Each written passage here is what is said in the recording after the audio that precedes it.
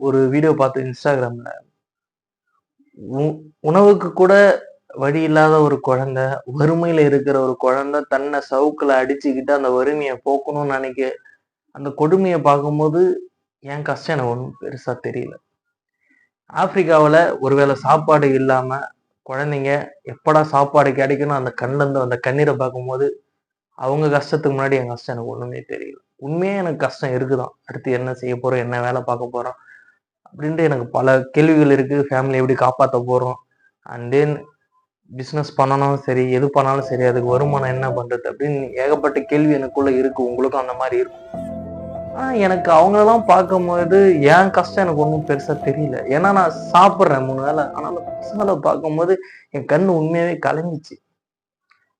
இப்படி இந்த நாட்டுல இப்படிலாம் இருக்கு இன்னும் அப்படின்ற அளவுக்கு என்னால யோசிக்க கூட முடியல. இதுக்கெல்லாம் காரணம் யாருன்னு என்னால யோசிச்சு எதுவுமே எனக்குள்ள இருக்கிற ஒரு குற்றம் என்னன்னா, இத நான் பார்த்து என்னால எதுவுமே செய்ய முடியலன்னும்போது தான். ஏன்னா நானும் ஒரு சாதாரண மக்கள் அப்படின்னும்போது, எனக்கு தெரியல இது என்ன பண்றது? உங்ககிட்ட இத என்ன சொல்றதுன்னு எனக்கு தெரியல. எனக்கு அத பார்க்கும்போது கஷ்டமா இருந்துச்சு. நீங்க உங்க லைஃப்ல நம்ப எவ்வளவோ கஷ்டப்படுறோம். என் வாழ்க்கையில இந்த மாரி நான் கஷ்டப்பட்டதே இல்ல. அப்படிலாம் நீங்க நெனச்சு வருத்தப்பட்டு, ஒரு வேளை டிப்ரஷன் ஆகி நான் சாவணும் அப்படின்ற ஒரு நிலைமைக்கெல்லாம் நீங்க வந்தீங்கன்னா, தயவு செஞ்சு மேல இருக்க அந்த வீடியோவ பாருங்க. அவங்க கஷ்டத்த பார்க்கும்போதெல்லாம் நம்ம கஷ்டம் ஒண்ணுமே இல்ல. என் வாழ்க்கையில நான் இன்ஸ்டாகிராம் பார்த்து அழுதது முதல் இதுதான். தெரியல. என்னைக்கு இதெல்லாம் மாறும் அப்படின்னு எனக்கு தெரியல. பட் என்னைக்காவது ஒரு நாள் நான் நல்ல நிலைமையில இருக்கும்போது, என்னால முடிஞ்ச அளவு ஒரு 10 குழந்தைங்களுக்கு சாப்பாடு போடுவேன். உங்களால முடிஞ்சா அத நீங்க செய்யுங்க.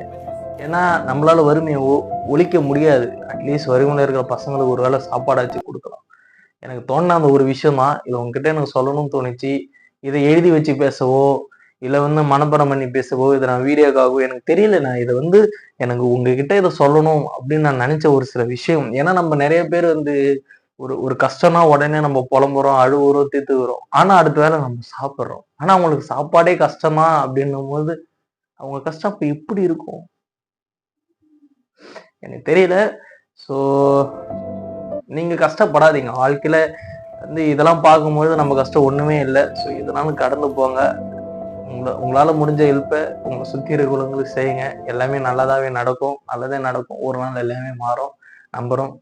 ஸோ பார்ப்போம். பாய்.